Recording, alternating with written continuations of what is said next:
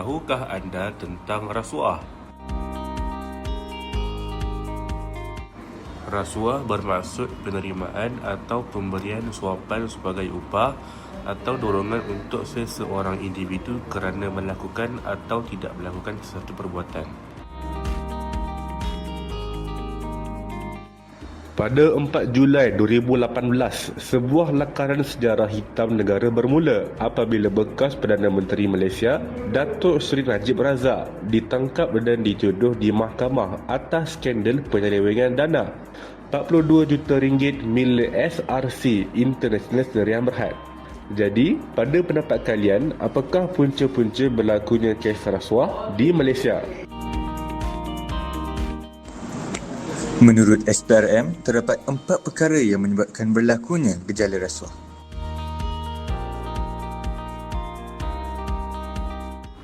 Faktor pertama adalah kemampuan untuk melakukan rasuah. Dengan kata lain, rasuah tidak akan berlaku sekiranya pelaku tiada keupayaan untuk melakukannya. Kemampuan ini wujud apabila seseorang itu mempunyai kedudukan dan kuasa yang tinggi dalam sesebuah organisasi.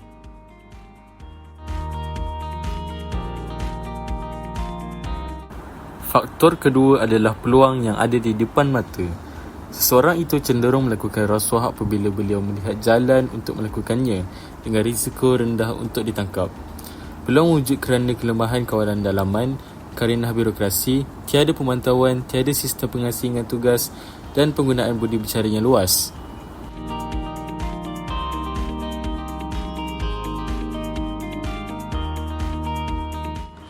Faktor ketiga pula ialah tekanan. Tidak kisahlah sama ada tekanan kewangan ataupun tekanan kerja.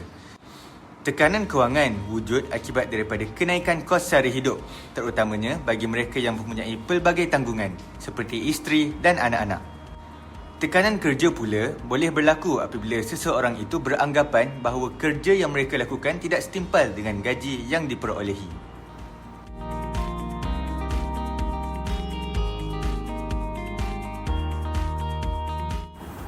Faktor keempat dan terakhir adalah rasionalisasi terhadap perbuatan mereka.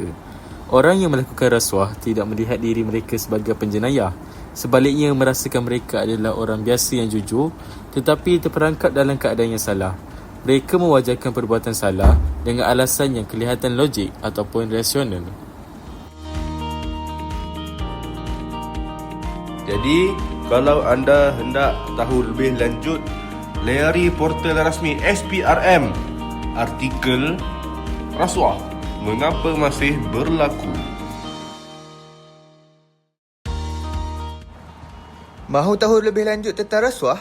Hubungi Rafiq, Amarullah dan Nuruddin untuk sebarang pertanyaan. Sekian, terima kasih.